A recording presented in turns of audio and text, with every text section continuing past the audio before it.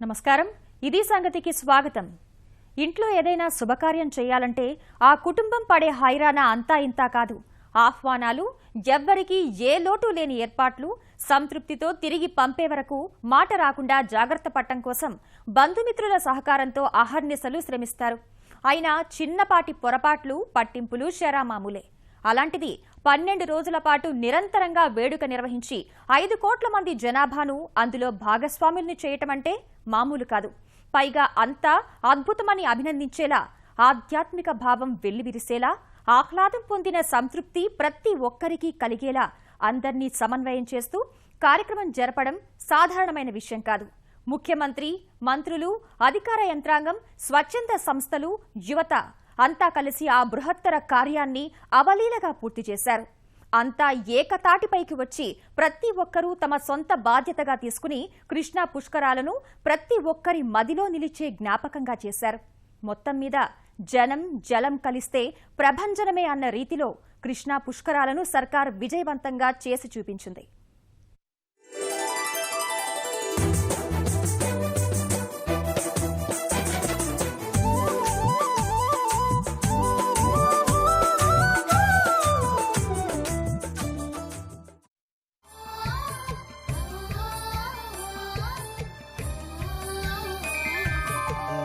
కల జల జల ఉరకల పరవళ్ళ సోయగం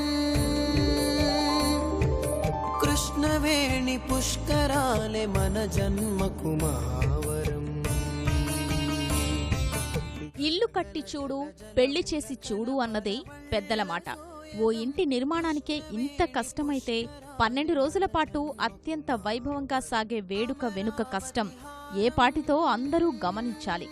గోదావరి పుష్కరాల అనుభవ పాఠమో ఏమో గాని కృష్ణా పుష్కరాల నిర్వహణ ప్రతిష్టాత్మకంగా నిర్వహించింది ఆంధ్రప్రదేశ్ ప్రభుత్వం. వాస్తవానికి ఉమ్మడి ఆంధ్రప్రదేశ్లోనూ ఇప్పటివరకు కృష్ణా పుష్కరాలు నిర్వహించే అవకాశం తెలుగుదేశం ప్రభుత్వానికి లభించలేదు. 3 పర్యాయాలు గోదావరి పుష్కరాలు నిర్వహించినా కృష్ణా పుష్కరాల నిర్వహణ సమయం వచ్చేసరికి ప్రభుత్వం మారిపోయింది. రాష్ట్ర విభజన జరిగిన తరువాత అధికార పగ్గాలు చేపట్టిన తెలుగుదేశం ప్రభుత్వానికి ఏకకాలంలో గోదావరి, కృష్ణా పుష్కరాలు నిర్వహించే అవకాశం లభించింది. తొలిసారి కృష్ణా పుష్కరం నిర్వహణ అది నూతన రాజధానిగా అమరావతి నిర్మాణం జరుగుతున్న సమయంలో, ఆ ప్రాంతమే ప్రధాన కేంద్రంగా జరుగుతున్న కార్యం కావడంతో ఎక్కడా ఏ పొరపాటు లేకుండా ఎన్నో జాగ్రత్తలు తీసుకుంది సర్కార్. ఈ 12 రోజుల పండుగకు ఏడాది ముందు నుంచే ప్రణాళికలు రచించారు. 6 నెలల ముందు నుంచి పనులు మొదలు పెట్టారు. నెల రోజులుగా అధికార యంత్రాంగం తీవ్ర కసరత్తు చేసింది. 15 రోజులు నిరంతరం పర్యవేక్షించారు. 1,00,000 మంది సిబ్బంది విధులు నిర్వహించారు. వందలాది కళాకారులు అద్భుత ప్రదర్శనలు ఇచ్చారు.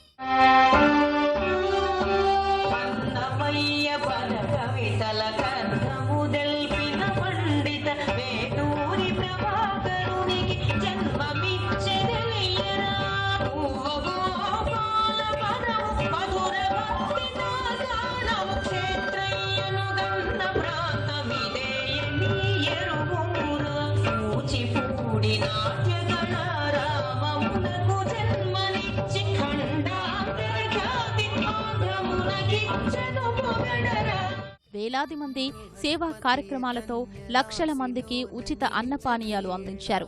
వెరసి కోట్ల మంది పుణ్యస్నానాలు, 1,00,000 మంది దైవ దర్శనాలు జరిగాయి. సంక్షిప్తంగా చెప్పాలంటే ఇది కృష్ణా పుష్కరాలు జరిగిన తీరు. మొత్తంగా చూస్తే రాష్ట్ర ప్రభుత్వం ఎంతో ప్రతిష్టాత్మకంగా ఏర్పాటు చేసిన పుణ్య కృష్ణా పుష్కరాలు అట్టహాసంగా ప్రారంభమై ఘనంగా ముగిశాయి. మంగళవారం రాత్రి పవిత్ర సంగమం వద్ద కృష్ణానదికి ఇచ్చిన అద్భుత నవ్యహారతితో ముగింపు ఉత్సవాలు ఘనంగా నిర్వహించారు.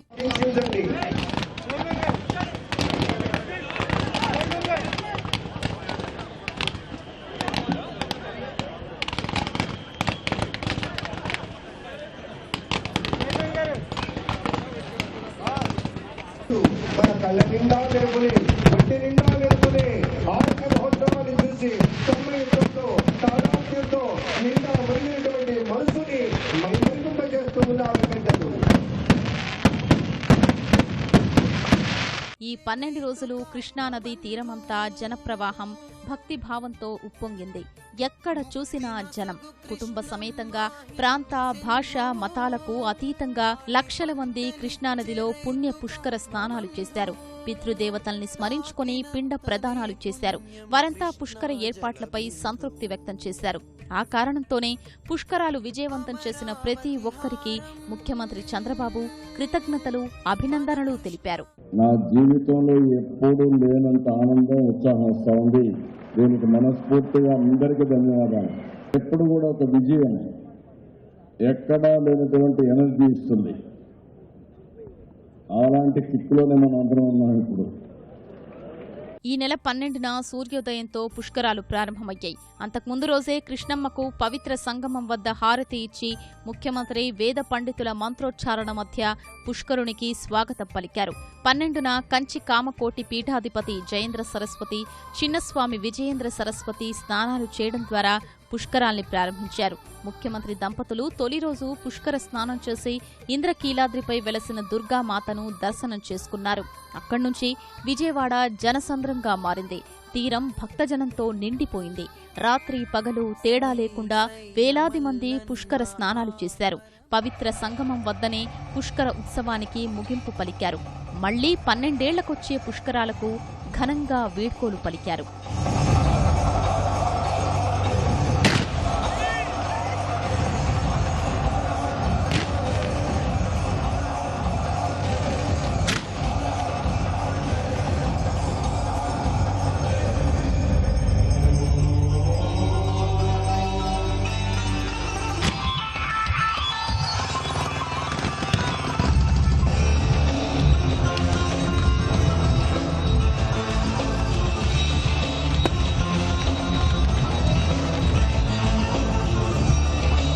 నవ్యాంధ్రలో తొలిసారిగా జరిగిన కృష్ణా పుష్కరాలు ఇలా ఘనంగా ముగియడం పట్ల సర్వత్రా హర్షధ్వానాలు రేకెత్తాయి.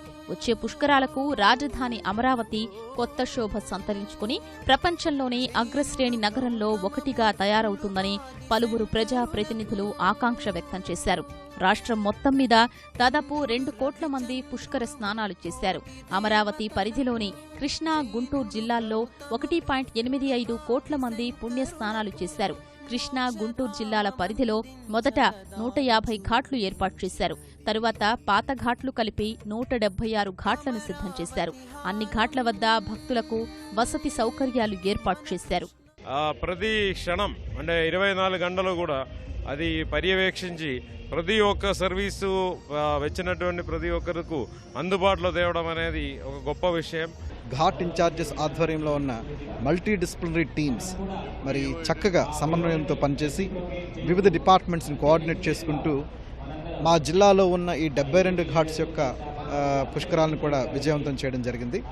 గత ఏడాది గోదావరి పుష్కరాల అనుభవాల నేపథ్యంలో ఈసారి మహాఘాట్లు ఏర్పాటు చేశారు. విశాలమైన ఘాట్లతో తొక్కిసలాట లేకుండా జాగ్రత్తలు తీసుకున్నారు. సెల్ ఫోన్ సిగ్నల్స్ కు ఇబ్బంది లేకుండా చేశారు. ప్రతి ఘాట్ను సెక్టార్లుగా విభజించి అధికారుల పర్యవేక్షణ ఏర్పాటు చేశారు. 1400 సీసీ కెమెరాల్ని వివిధ ప్రదేశాల్లో ఏర్పాటు చేసి ఎప్పటికప్పుడు పర్యవేక్షణకు కమాండ్ కంట్రోల్ రూమ్ ఏర్పాటు చేశారు. అక్కడి నుంచే ఘాట్లు, కూడళ్లు, ప్రధాన ప్రాంతాల్లో రద్దీ, అక్కడ చేపట్టాల్సిన చర్యల్ని సమీక్షించేవారు. ఫిన్స్ సాంకేతికతతో నేరగాళ్ల ఆట కట్టించే చర్యలు చేపట్టారు. కైజాల యాప్ను ఒకేసారి అధికార యంత్రాంగమంతటికీ ఆదేశాలిచ్చేందుకు, ప్రజల ప్రతిస్పందనలు తెలియజేసేందుకు బహుముఖాలుగా వినియోగించుకునే ప్రయత్నం జరిగింది.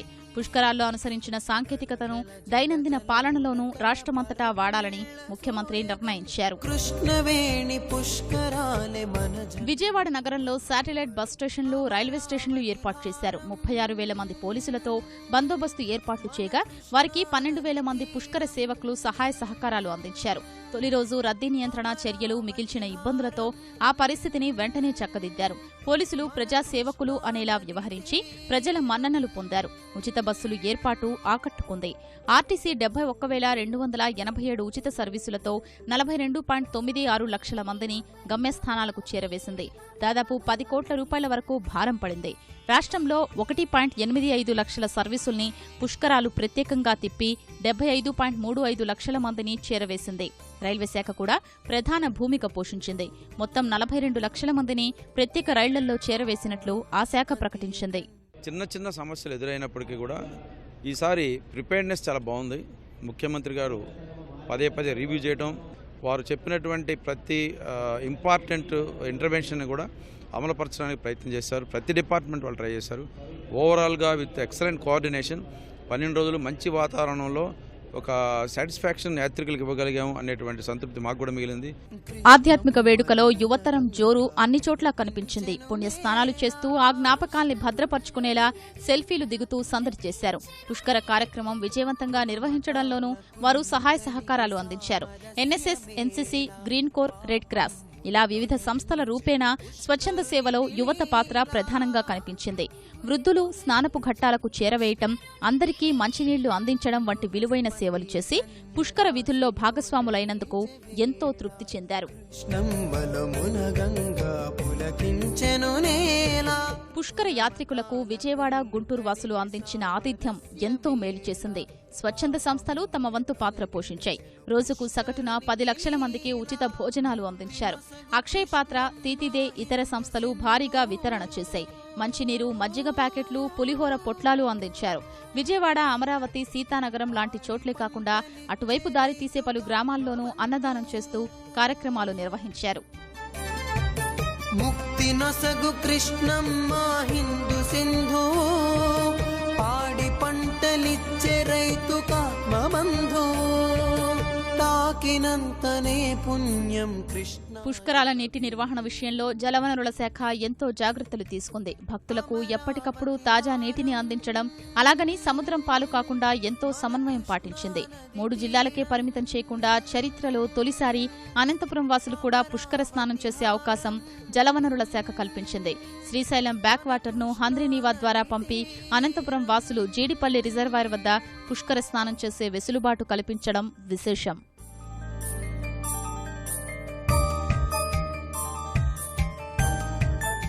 విజయవాడ నుంచి దాదాపు 25 కిలోమీటర్ల దూరంలో హైదరాబాద్ వెళ్లే ప్రధాన రహదారిపై ఉన్న ప్రదేశమే ఇబ్రహీంపట్నం. ఇక్కడి ఫెర్రీ వద్ద 2 నదులు కలిసిన సంగమ స్థలం ఉంది. ఇక్కడే కృష్ణా హారతికి అంకురార్పణ చేశారు. హారతిలో పాల్గొనే వస్త్రధారణ, వాటి అలంకరణ వరకు అన్నింటిలోనూ దర్శకుడు బోయపాటి శ్రీను ప్రత్యేకంగా శ్రద్ధ పెట్టారు. పవిత్ర సంగమం ప్రదేశంలో మరో ప్రత్యేక ఆకర్షణ నమూనా దేవాలయ సముదాయం. ఆయా ఆలయాల్లో పనిచేసే అర్చకులే ఈ నమూనా ఆలయాల్లోనూ పనిచేశారు. ప్రధాన దేవాలయాల్లో ఏ తరహా నిత్య పూజలు జరుగుతాయో నమూనా ఆలయాల్లోనూ అవే పూజలు నిర్వహించారు.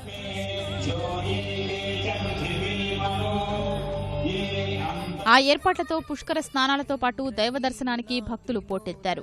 ఇంద్రకీలాద్రి దుర్గమ్మను, అమరావతిలో అమరేశ్వర స్వామి, దైద, వేదాద్రి, ముక్త్యాల దేవాలయాలతో పాటు పీడబ్ల్యూడీ మైదానంలో ఏర్పాటు చేసిన శ్రీవారి నమూనా దేవాలయాలకు, పవిత్ర సంగమం వద్ద ఏర్పాటు చేసిన నమూనా దేవాలయాలకు భక్తులు దర్శనానికి వెళ్లారు. కనకదుర్గమ్మను 18 లక్షల మంది, తీతీదే నమూనా దేవాలయాన్ని 10 లక్షల మంది దర్శించుకున్నారు.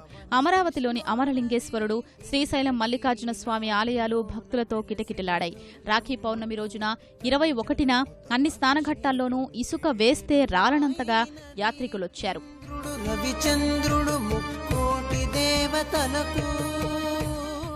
పౌర్ణమి రోజున హంసల దేవి భక్తులతో నిండిపోయింది. అంతిమంగా కృష్ణవేణి తీరంలో పరవళ్లు తొక్కించిన సంరంభంలో ఎక్కడా లోటుపాటు లేకుండా చూడటంలో ప్రభుత్వ యంత్రాంగం చేసిన ఏర్పాట్లకు ప్రజల నుంచి సంతృప్తి వ్యక్తమైంది. నిరంతర సమీక్షలతోనూ ప్రతి విషయాన్ని తానై ముఖ్యమంత్రి పర్యవేక్షించిన తీరు పట్ల సర్వత్రా ప్రశంసలు వెల్లువెత్తాయి. బాబు బంగారమంటూ జనం మెచ్చుకునేలా చేశాయి. సాంస్కృతిక ప్రదర్శనలు ప్రేక్షకుల్ని అలరించాయి. ప్రకాశం బ్యారేజీ దిగువన ఏర్పాటు చేసిన ఆప్రాన్, తుమ్మలపల్లి కళాక్షేత్రంలో, ఇందిరాగాంధీ మున్సిపల్ స్టేడియంలో, పవిత్ర సంగమం వద్ద కళా వేదికలపై ప్రదర్శనలు ఇచ్చారు. నాటికలు, నృత్యరీతులు, సినీ గేయాలు తదితరాలు ప్రదర్శించారు. వీటికి ప్రత్యేకంగా ప్రేక్షకులు హాజరయ్యేవారు. పుష్కరాలు జరిగిన 12 రోజులు 12 అంశాలపై చర్చా గోష్ఠులు నిర్వహించారు. పలువురు ప్రముఖులు లేవనెత్తిన అంశాలు ఆలోచింపజేసే విధంగా ఉన్నాయి. రాజధాని నిర్మాణం, నదుల అనుసంధానం, ఇతర అంశాలపై అర్థవంతంగా చర్చలు జరిగాయి. మొత్తం మీద సర్వేజన సుఖినో భవంతు అన్నట్లుగా ఘనంగా పుష్కరుడికి వీడ్కోలు పలికారు. హారతి అనంతరం చేయించిన సంకల్ప దీక్షలు చాలా మందిని ఆలోచింపజేశాయి. పారిశ్రామిక విప్లవం ప్రపంచ గతినే మార్చేసింది. ఉత్పత్తి రంగంలో సరికొత్త దశ దిశ పరిచయం చేసింది. ఆ తర్వాత ఆహార సంక్షోభం ముంగిట నిలిచిన ప్రపంచాన్ని గట్టెక్కించింది హరిత విప్లవం. ఆకలి కేకల నుంచి దేశాలను అన్నపూర్ణగా మార్చేసింది. సాంకేతిక విప్లవం దేశ సరిహద్దులు చెరిపేసింది. అభివృద్ధికి అర్థాన్నే మార్చేసింది. ఇప్పుడు ప్రపంచం మరో విప్లవం ముంగిట నిలిచింది. అదే స్టార్టప్ విప్లవం. యువత మెదడులో ఆలోచనగా ఉదయించిన ఎన్నో సంస్థలు వ్యాపార సామ్రాజ్యాలుగా విస్తరిస్తున్నాయి. ఆలోచనే పెట్టుబడిగా అద్భుతాలు ఆవిష్కరిస్తున్నాయి. పారిశ్రామిక హరిత విప్లవం విషయంలో కాస్త ఆలస్యంగా ఫలాలందుకున్న భారతావని స్టార్టప్ విప్లవంలో వేగంగా సాగుతోంది. ఇప్పుడు ప్రపంచంలో 3వ అతిపెద్ద టెక్నాలజీ స్టార్టప్ హబ్గా ఎదిగింది Bharat. Startup India, standup India నినాదం అంకుర భారతావని ఆవిష్కరణ దిశగా అడుగులు వేస్తోంది.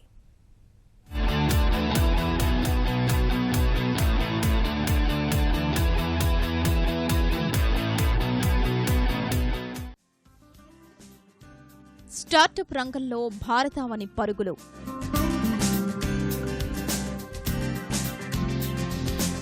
సాంకేతిక అంకుర సంస్థల ఏర్పాటులో 3వ స్థానం.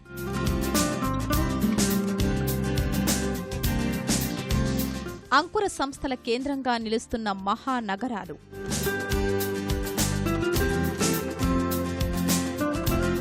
సరికొత్త ఆశలు, నూతనోత్సాహం.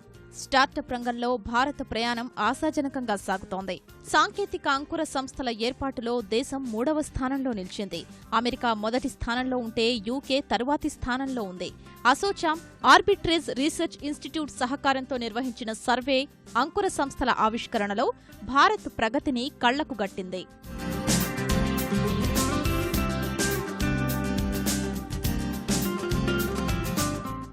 సాంకేతిక అంకుర సంస్థల ఏర్పాటులో భారత్ సిలికాన్ వ్యాలీగా పేరుగాంచిన బెంగళూరు ప్రథమ స్థానంలో నిలిచింది. ఢిల్లీ రాజధాని ప్రాంతం, హైదరాబాద్, చెన్నై తరువాతి స్థానాల్లో ఉన్నాయి. బెంగళూరు 26%, ఢిల్లీ 23%, ముంబై 17%, హైదరాబాద్ 8%, చెన్నై, పూణేలో 6% అంకుర సంస్థలతో అగ్రగామిగా నిలిచాయి. ఈ లెక్కల్ని బట్టి చూస్తే బెంగళూరు, ఢిల్లీ, ముంబై, హైదరాబాద్లు దేశంలోని 4/3 సాంకేతిక అంకుర సంస్థలకు వేదికలవుతున్నాయి.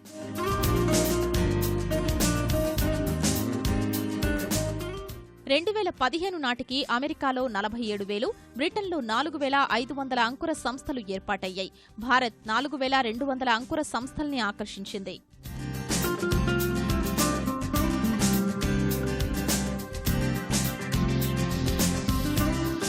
2020 నాటికి దేశంలో మరో 11,500 అంకుర సంస్థలు ఏర్పాటు కావచ్చని నాస్కామ్ అంచనా. ఈ సంస్థల్లో 2,50,00,000 మందికి ఉద్యోగాలు వస్తాయని భావిస్తున్నారు. ఇలాగే దూసుకెడితే సాంకేతిక అంకుర సంస్థల ఏర్పాటులో భారత్ 2వ స్థానానికి చేరడం ఖాయమంటున్నాయి అధ్యయనాలు.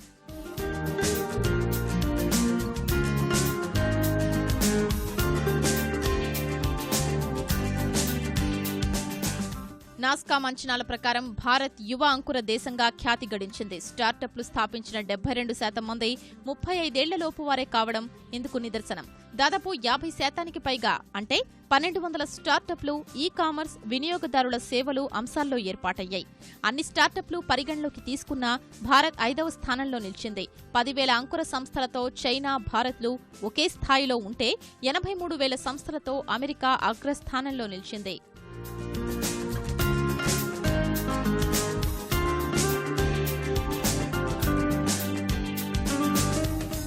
అంకుర సంస్థల ఆవిష్కరణలో 2015లో భారత్ అత్యుత్తమ ప్రగతి సాధించింది. స్టార్టప్లలో ఈ ఏడాదిని మైలురాయిగా చెప్పుకోవచ్చు. సాంకేతిక అంకుర సంస్థల్లో గతేడాది 4వ స్థానంలో ఉన్న మనం ఇజ్రాయెల్ను దాటుకుని 3వ స్థానానికి చేరాం. ప్రతిరోజు 3 నుంచి 4 అంకుర సంస్థలు ఆవిర్భవించినట్లు అధ్యయనాలు చెప్తున్నాయి. వేల కోట్ల పెట్టుబడులు ప్రవహించినట్లు తేలింది.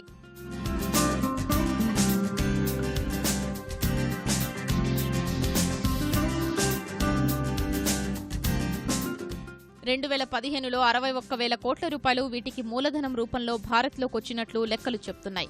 1,005కి పైగా ఒప్పందాలు జరిగాయి. 2014కొచ్చేసరికి 300 ఒప్పందాలతో 3,400 కోట్ల రూపాయల నిధుల సమీకరణ జరిగింది.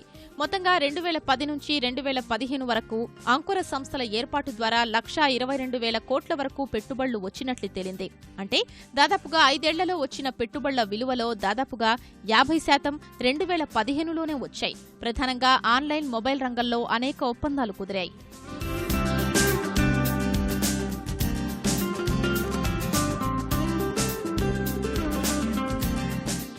1990లో ఆర్థిక సంస్కరణలకు అంకురార్పణ జరిగిన తర్వాతి నుంచి భారత్లో అంకుర సంస్థల ప్రస్థానం ప్రారంభమైందని చెప్పుకోవాలి. ఇటీవల కేంద్ర రాష్ట్ర ప్రభుత్వాల్లో స్టార్టప్ల రంగంలో ప్రగతి కోసం అమలు చేస్తున్న ప్రణాళికలు సత్ఫలితాలిస్తున్నాయి. 2008 నాటికి దేశంలో అత్యుత్తమ 100 సంస్థల్ని లెక్కలోకి తీసుకున్నా కనీసం వాటి గురించి తెలియని పరిస్థితి. కానీ 2015కొచ్చేసరికి కొన్ని స్టార్టప్లు జాతీయంగానే కాదు, ప్రపంచ స్థాయిలో ప్రత్యేక ముద్ర వేశాయి. 2012లో బెంగళూరు అంకుర అనుకూల వాతావరణంలో 19వ స్థానంలో ఉంటే 2015 నాటికి 15వ స్థానానికి చేరింది. మెరుగుపడింది. 4 స్థానాలే అయినా పెట్టుబడుల విషయంలో 6 రెట్లు ప్రగతి సాధించినట్లు లెక్కలు చెబుతున్నాయి. ఇండియా వైజ్గా స్టార్టప్లో గ్రోత్ ఉంటాక కారణం ఏంటంటే, one, because we have a stable government and well developed eco system అండి. మనకి బెంగళూరు సిటీ తీసుకున్నా, మీరు ముంబై తీసుకున్నా సరే, హైదరాబాద్ తీసుకున్నా, చెన్నై తీసుకున్నా సరే, top IT exports Chennai and హైదరాబాదే. 60,000 కోట్లు హైదరాబాద్ నుంచి ఉన్నాయి, చెన్నై నుంచి 70,000 కోట్లు, బెంగళూరు నుంచి 1,00,000 కోట్లు. So we have very very very well developed market, అంటే హైలీ స్కిల్డ్ పీపుల్, ఒక ఎకో సిస్టమ్. యూఎస్ ఒక 20 years బ్యాక్ ఎక్కడ ఉందో ఇప్పుడు ఇండియా ఇప్పుడు అది మొదలైందండి. సో 20 సంవత్సరాల క్రితం యూఎస్ నుంచి ఇప్పుడు ఎంత డెవలప్ అయిందో ఇండియా ఇప్పుడు ఆ స్టార్టింగ్ పాయింట్లో ఉంది. సో యూఎస్ వాళ్ళు సాచురేట్ అయిపోయిందండి. సో ఇప్పుడు ఆ స్టార్టింగ్ పాయింట్ నుంచి డెఫినెట్గా పూర్వకు మనం అచీవ్ చేసింది పెద్దగా ఏం లేదండి. స్టార్టప్ పేరే తప్ప ఇండియన్ స్టార్టప్స్ వరల్డ్ లెవెల్లో లీడ్ చేస్తే ఇంకా 1-2 ఉన్నాయి అంతే కదా. సో ఇప్పుడు ఆ కల్చర్ బిల్డప్ అయితే definitely they will be huge potential కదండి. మొత్తంగా చూసుకున్న దేశవ్యాప్తంగా అంకుర సంస్థలకు విస్తృత ఏర్పాట్లు చేస్తున్నారు. జాతీయ స్థాయిలో స్టార్టప్ ఇండియా, స్టాండప్ ఇండియా, తెలంగాణలో అతిపెద్ద ఇంక్యుబేటర్, స్టార్టప్లకు ఆకట్టుకునేందుకు ఏపీలో sunrise city, Kerala startup విలేజ్తో అంకురాలకు అంకురార్పణ, ఇలా ఎవరికి వారు అంకుర పరిశ్రమలపై ప్రత్యేక దృష్టి సారించారు. గణతంత్ర దినోత్సవం నాడే స్టార్టప్ భారతం స్వప్నం ఆవిష్కరించారు ప్రధానమంత్రి Modi. Startup India, standup India ద్వారా అంకుర సంస్థలకు ప్రత్యేక ప్రోత్సాహకాల్ని ప్రకటించింది కేంద్ర ప్రభుత్వం. స్వయం ఉపాధి, ప్రతిభా వినియోగం, సేతు పథకం స్టార్టప్లకు ప్రోత్సాహకరంగా ఉంది. ప్రత్యేకంగా 10,000 కోట్ల నిధి ఏర్పాటు చేశారు. 3 ఏళ్ల వరకు తనిఖీల నుంచి మినహాయింపునిచ్చారు. మొదటి 3 ఏళ్లలో లాభాలపై ఆదాయ పన్నుని తొలగించారు. స్టార్టప్ల నమోదుకు ప్రత్యేక యాప్ అందుబాటులోకి తెచ్చారు. పేటెంట్ హక్కు రుసుములో 80% మినహాయింపునిచ్చారు. మొత్తంగా అతి సులభంగా అనుమతులు మంజూరు చేసేలా ప్రక్రియను అందుబాటులోకి తెచ్చారు. అసలు అంకుర సంస్థ అంటే ఏంటి? కొత్తగా ప్రారంభించిన ఏ వ్యాపారమైనా ఈ పరిధిలోకి వస్తుందా? వంటి సందేహాలకు సైతం కేంద్ర ప్రభుత్వం స్పష్టతనిచ్చింది. ప్రారంభించిన 5 ఏళ్లు పూర్తి కాని సంస్థ 25 కోట్ల రూపాయలకు మించి లావాదేవీలు ఉండరాదు. కొత్త ఆలోచనలు, కొత్త సేవల కోసం పనిచేసేదిగా ఉండాలి. లేదంటే కొత్త ఉత్పత్తులు, సేవలను అందించేదై ఉండాలి. ఇప్పుడు హైదరాబాద్లో చూస్తే ఒక 2-3 years ముందు వరకు మనం అసలు ఒక నేషనల్ మ్యాప్లో లేదనమాట. స్టార్టప్స్ ఉన్నాయి ఇక్కడ, చాలా ఇనిషియేటివ్స్ ఉన్నాయి, ఇంక్యుబేటివ్స్ ఉన్నాయి, కానీ బట్ మనకు అంత రికగ్నిషన్ లేదు. ఈ లాస్ట్ 1 yearలో వచ్చింది రికగ్నిషన్ వచ్చింది. ఇప్పుడు ఫర్ ఎర్లీ స్టేజ్ స్టార్టప్స్ అంటే ఎవరైనా కొత్తగా స్టార్ట్ చేయడానికి we are considered the second best place to startup now కంట్రీలోనే. ఆంధ్రప్రదేశ్లోనూ అంకుర సంస్థలకు తోడ్పాటునందించేందుకు విశాఖలో ఏర్పాటు చేసిన సన్ రైజ్ విలేజ్ ప్రయాణం ప్రారంభించింది. యువత ఆలోచనలకు అండగా ఉంటానంటూ భరోసా కల్పిస్తోంది. మొత్తంగా ఇప్పుడు భారత్లో అంకుర సంస్థలకు అనుకూల పరిస్థితులు కనిపిస్తున్నాయి. మరిన్ని విభిన్న అంశాలతో మరో ఇది సంగతిలో కలుసుకుందాం. నమస్కారం.